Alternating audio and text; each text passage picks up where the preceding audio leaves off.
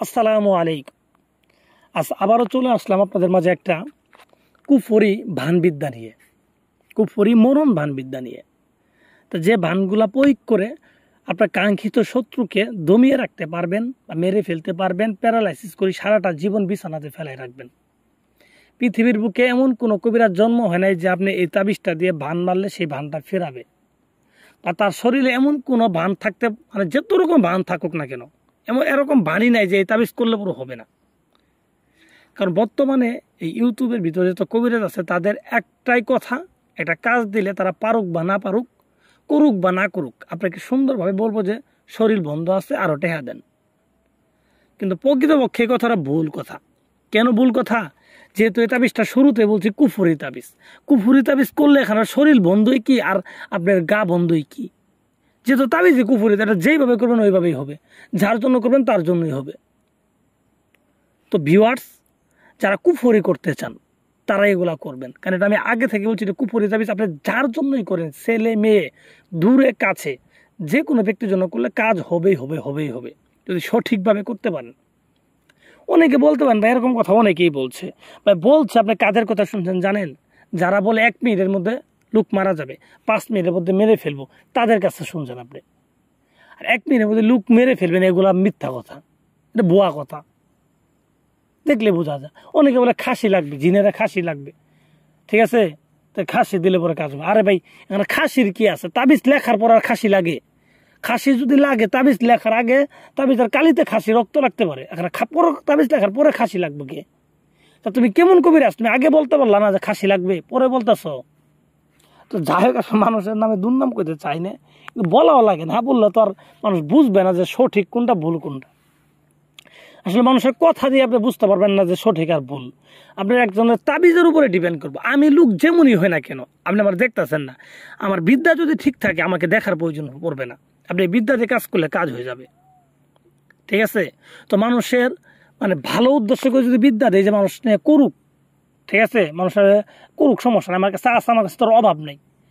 বাংলাদেশের এমন কোনো বই নেই আমার কাছে না আছে, এমন কোনো কিতাব জন্ম হয় নাই, হিন্দি উর্দু যা আছে সব আছে। তো আমি আপনাদের দিলে এক বইয়ের বিদ্যা দিলে 1 বছর দিয়ে পাবো, আমার এতে কোনো সমস্যা নেই। আমি চাই আপনারা করেন, আপনারা নিজেরাই করেন, নিজেরাই রেজাল্ট পান, কোনো জায়গায় ধোঁকা না খান, ঠিক আছে, নিজেরাই করতে পারেন। তো যাই হোক, আসলে আমি কথা বাড়াবো না।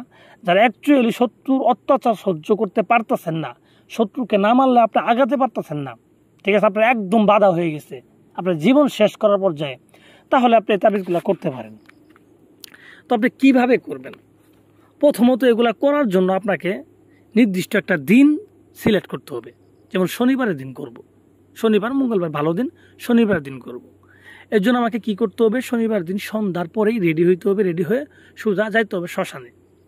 শ্মশানে গিয়ে দেখবেন মন্দির আছে, মন্দিরের সামনে আসন দিবেন, মোমবাতি আগরবাতি জ্বলাবেন, চতুর্থ সাইডে গোলাপ জল ছিটাই নেবেন, শরীরের ভিতরে সুগন্ধি আতর নেবেন, ঠিক আছে, নিয়ম আছে ভাই, এগুলো পালন করতে হবে।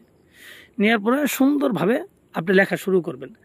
বানের তাবিজ বাম দিক দিয়ে, বাম হাত দিয়ে লেখার চেষ্টা করবেন, যদি বাম হাত দিয়ে লেখা সম্ভব বাম হাত দিয়ে লিখবেন, ঠিক আছে। এবং মুখের ভিতরে চিরতা বা তিতা জাতীয় কোনো বস্তু মুখে রাখি শত্রুর কথা মনে মনে ভেবে এই তাবিজ লেখা শুরু করবেন। তো তাবিজটা তাহলে লিখবেন কিভাবে? তাবিজটা লিখবেন আপনি একটা বুস পাতার উপরে, 2টা তাবিজ লেখা লাগবে কাজের জন্য, 2টা তাবিজ লিখবেন বুস পাতার উপরে। বুস পাতার উপর দিয়ে কীভাবে লিখবেন, কি কালি দিয়ে লিখবেন? কালিটা বানাবেন নিজে, নিজে বানাবেন পেঁচার রক্ত, পেঁচার রক্ত অ্যাভেলেবেল ভাই, এগুলো কিনতে পাওয়া যায়, পেঁচার রক্ত আর বাঘের তেল, এই 2টা মিশ্রিত করি আপনার বীর্য দিবেন এই জায়গায়, বীর্য অথবা আপনার রক্ত, এই দিয়ে একটা কালিতে রূপান্তর করবেন। এই কালি দ্বারা আপনার বাম হাতের শাহাদাত আঙ্গুল দিয়ে, ঠিক আছে, আপনি বুঝপাতার উপরে এই তাবিজটা লিখবেন, 2টা তাবিজ লিখবেন।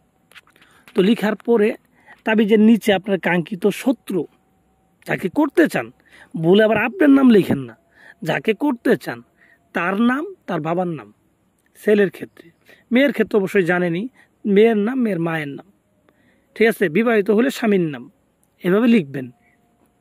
লিখে তাবিজটাকে সুন্দর করে বলটাবেন, বলটায় আপনি 2টা আপনার রূপার মাদুলি ছাড়া হবে না, রূপার মাদুলি নিয়ে 2টা তাবিজ ভরবেন, মোম দিয়ে মুখ আটকাই দিবেন। তো আটকে দেওয়ার পর একটা তাবিজ যেখানে বসে কাজটা করলেন ওই জায়গায় 1 হাত পরিমাণ গর্ত করবেন, গর্ত করে তাবিজটা পুঁতে দিবেন। পুঁতে দেওয়ার পর আরেকটা তাবিজ যে থাকবে এই তাবিজটাকে, ঠিক আছে, নিম গাছের ডালের সাথে বাঁধবেন। নিম গাছের ডালের সাথে বেঁধে চুলায় পুরা দিবেন। চুলায় পুরা দিবেন, পুরা দিয়ে আপনি 72 ঘন্টা অপেক্ষা করবেন। 72 ঘন্টা মাত্র। আশা করি আপনার কাঙ্ক্ষিত শত্রু আপনি যে উদ্দেশ্য করে লিখছেন এই উদ্দেশ্য হাসিল হয়ে যাবে। এগুলা পরীক্ষিত।